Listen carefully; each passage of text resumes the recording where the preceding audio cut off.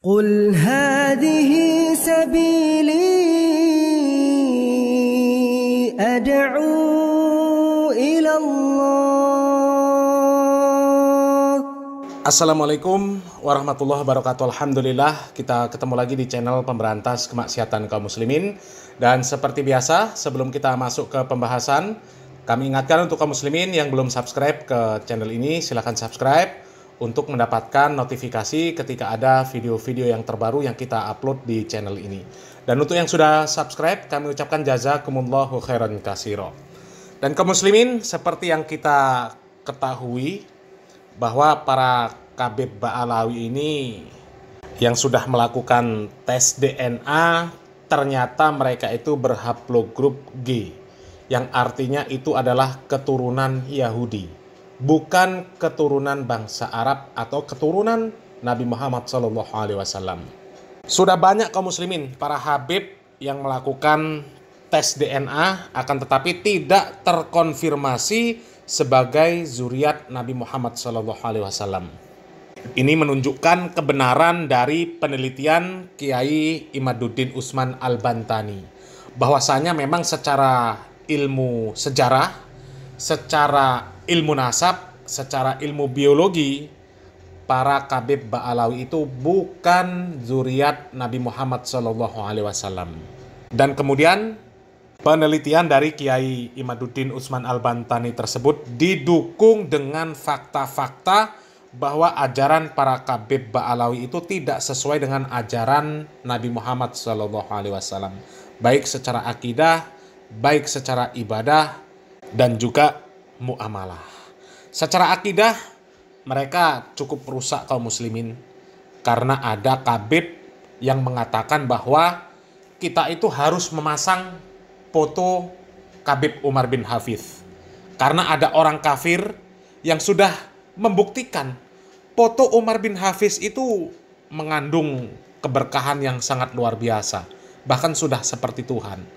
Ketika orang kafir tersebut memiliki permasalahan, ya, kemudian dia masuk ke kamar, di kamarnya ada fotonya atau gambarnya Umar bin Hafidh, kemudian dia curhat sama foto tersebut, kemudian ketika keluar dari kamar sudah mendapatkan solusi dari problem-problem yang dialami oleh orang kafir tersebut. Ya, kemudian Khabib tersebut memerintahkan kepada jamaahnya harus memasang foto-foto wali-wali, terutama Pak Umar bin Hafidh, karena sudah terbukti memberikan manfaat yang luar biasa. Ini tentu ajaran akidah yang belangsak kaum muslimin. Kemudian belum lagi ajaran-ajaran mereka ketika kita berdoa menyebutnya apa? Umar Mukhdor. Ya Umar Mukhdor, ya Umar Mukhdor. Kata mereka itu sama dengan menyebut nama Allah Subhanahu wa taala. Padahal ketika kita berdoa menyebut nama Nabi Muhammad SAW saja tidak diperkenankan. Ya, kata Allah Subhanahu wa taala, wa idza sa'alaka 'ibadi 'anni fa inni qarib ujibu da'watad da'i idza da'an.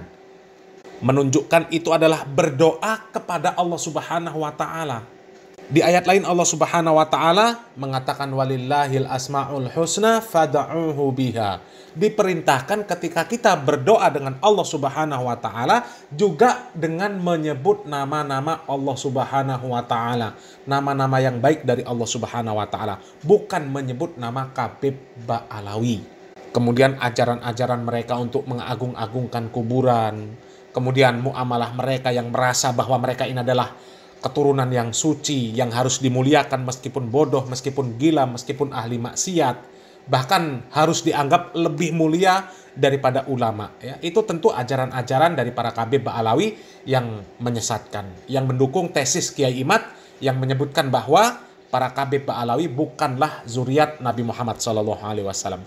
Dan kali ini kaum muslimin ada informasi yang sangat menggemparkan kaum muslimin. Ada seorang mahasiswa di Tarim yang membongkar fakta bahwasanya para Khabib Ba'alawi itu memang asal usulnya dari orang Yahudi. Coba kita simak videonya. Teman-teman, mari kita sama-sama simak video yang berisi cerita daripada mahasiswa atau pelajar Yaman yang bercerita tentang siapa sih sebenarnya klan Ba'alawi tersebut. Mungkin di antara kita masih tabu soal siapa sebenarnya klan Ba'alawi.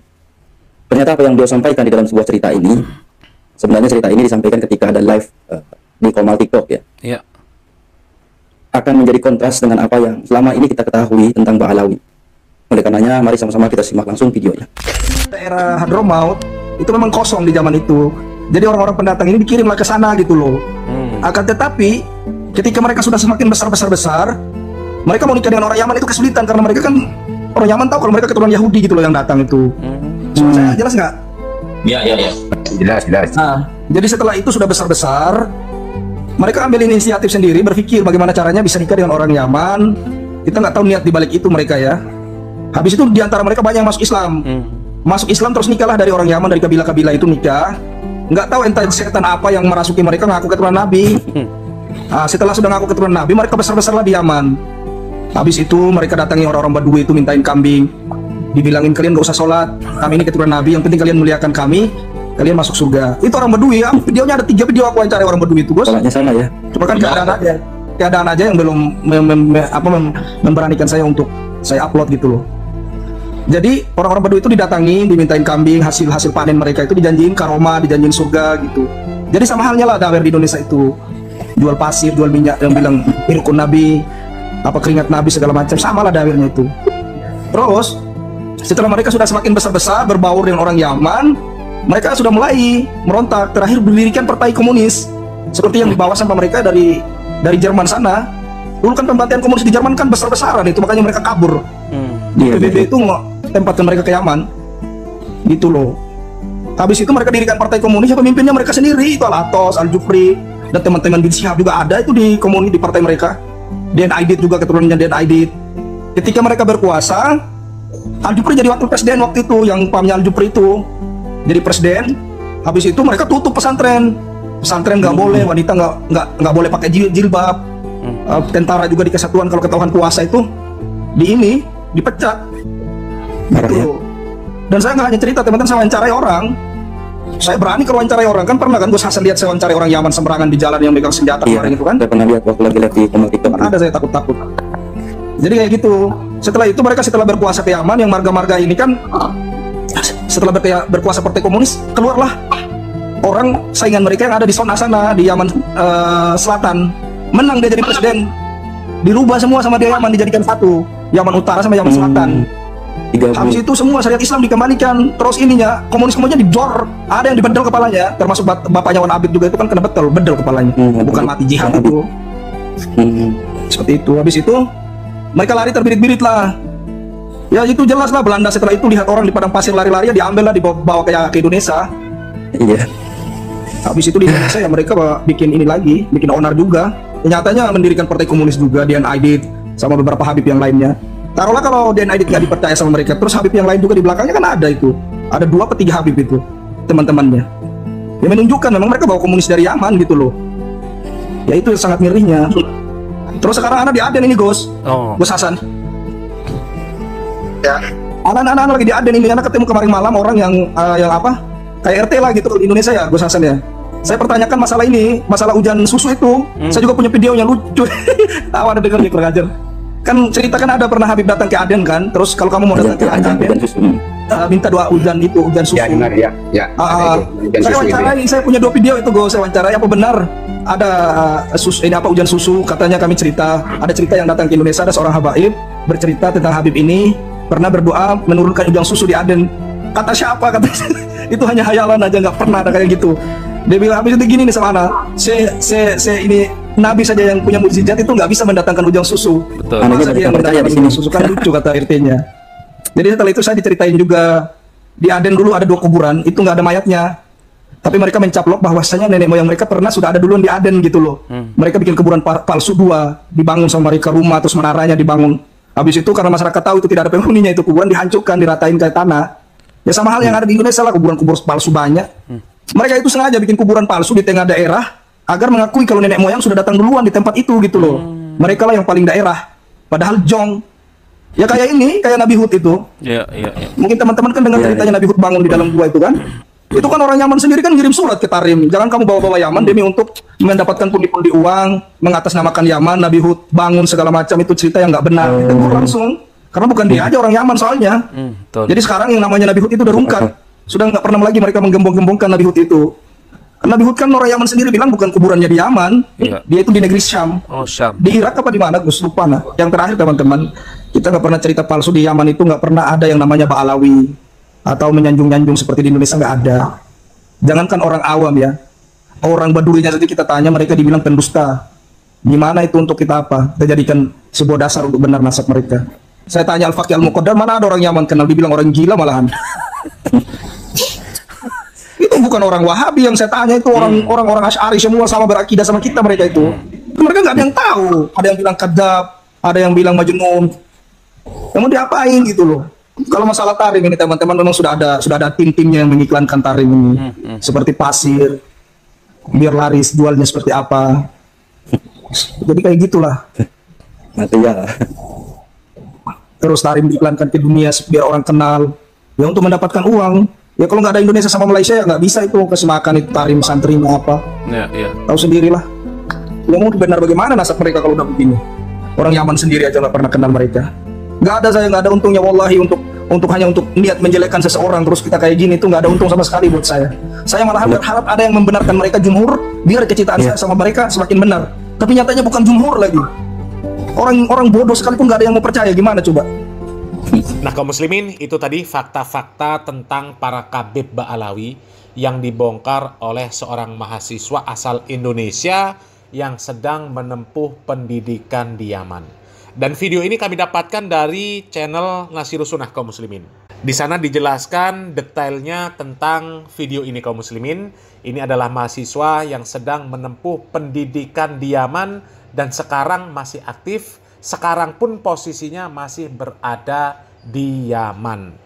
Sehingga mahasiswa ini bisa membuktikan fakta-fakta tentang kedustaan dari para Khabib Ba'alawi. Ya, coba kita simak penjelasan dari pemilik channel Nasirus Sunnah kaum muslimin. Ada fakta luar biasa teman-teman menggemparkan dari seorang yang mengaku sebagai mahasiswa asal Indonesia yang saat ini sedang menempuh perkuliahan di Yaman. Jadi beliau ini mengungkapkan siapa sebenarnya klan Ba'alawi ini atau Habib-Habib yang mengaku selama ini sebagai keturunan Rasulullah SAW. Banyak sekali teman-teman fakta yang dia ungkapkan di dalam video ini. Dan sepertinya video ini sebenarnya dari Komal TikTok teman-teman yang diupload, namun memang di sini dirahasiakan wajahnya. Karena apa? Beliau sendiri mengatakan sebenarnya banyak sekali video yang beliau koleksi yang belum berani dia upload di media sosial. Itu mungkin sebabnya teman-teman, makanya wajahnya di sini disamarkan seperti siluetnya. Salah satu katanya video yang beliau koleksi 3 diantaranya video yang beliau koleksi hasil dari wawancaranya dengan orang-orang Badui yang ada di Yaman sana. Klan Ba'alawi ini ternyata sama dawirnya seperti yang ada di Indonesia, seperti menjanjikan surga bagi para muhibbinya. Salah satunya seperti yang pernah diceritakan si Ali Jindan, katanya ahli maksiat mati namun karena cinta kepada para habaib bisa dijamin surga tanpa hisab teman-teman. Nah di Yaman juga ternyata seperti itu. Jadi orang-orang Badui ini teman-teman katanya diminta kambingnya hasil ternaknya lah kemudian dijanjikan surga. Bahkan sampai mahasiswa ini mengungkapkan, kamu nggak usah sholat, kata Habib-Habib tersebut kepada orang-orang Badui tersebut, cukup kamu kasih kambing, cinta kepada para habaib, nanti kamu akan mendapatkan surga atau mendapatkan syafaat dari Rasulullah SAW. Sama teman-teman Di ujung video beliau mengatakan ini sampai bersumpah kalau nggak salah, seandainya saya berkata bohong seperti ini, apa untungnya? Bukan tujuannya untuk menjelek-jelekkan siapapun, akan tetapi itulah fakta yang dia dapatkan selama beliau berkuliah di Yaman. Itu maksudnya teman-teman. Nah kaum muslimin, itu tadi penjelasan dari pemilik channel Nasirus Sunnah kaum muslimin. Betul bahwa yang menyampaikan fakta tersebut adalah seorang mahasiswa yang sedang menempuh perkuliahan di Yaman. Dan kalau kita menyimak penjelasan dari mahasiswa tadi kaum muslimin, bisa kita simpulkan bahwa asal-usul para Khabib Ba'alawi itu adalah dari orang-orang Yahudi yang datang ke Yaman, kemudian pura-pura masuk Islam, kemudian menikahi wanita-wanita Yaman, kemudian mendirikan partai-partai komunis, seperti dimisalkan tadi, seperti Aidit. Katanya Aidit itu kan dari Ba'alawi juga kaum muslimin Dan kemudian dengan cara-cara seperti itulah mereka menguasai politik di Yaman dan kemudian mereka bisa menguasai Yaman. Dan kemudian sampai akhirnya ya nggak tahu gimana ceritanya mereka mengaku sebagai Ahlul Bait, mengaku sebagai zuriat Nabi Muhammad SAW, dan cerita-cerita dusta yang disebarkan di Yaman dan di Indonesia itu sama persis kaum muslimin. Sama persis. Doktrin-doktrin yang mereka sebarkan di tengah kaum muslimin sama persis dengan yang ada di Indonesia kaum muslimin. Ya pokoknya cinta saja sama Habib masuk surga. Ya, nggak perlu baca kitab ini, nggak perlu baca kitab itu, nggak perlu ibadah ini, nggak perlu ibadah itu. Cukup dengan cinta kepada Nabi Muhammad SAW. Kalau punya apa-apa, berikan kepada keturunan Nabi Muhammad SAW. Jangan sia-siakan, jangan biarkan menderita zuriat Nabi Muhammad SAW. Bahkan sampai Profesor Manachem Ali kaum muslimin pernah bercerita, ya, saking hebatnya doktrin para KB Ba'alawi di Madura itu.